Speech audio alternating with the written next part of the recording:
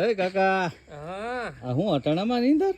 અરે હું આની અરે રમતા રમતા હુઈ ગયો પછી અરે અરે મજા આવતી હોય ને પણ હે રમવાની અરે એની વાત જ પૂછમાં આ ગાયનું બસું આવી ગયું તે મને જામો પડી ગયો એટલે તમારે આમ રમત ને ટાઈમ પાસ ને બધું ભેગું હે કઈ ઘટે જ નહીં ને કાકા હા, એ તું જો નવો માણ આવે ને એટલી ભડકેથી એમ ભાગી જાય હા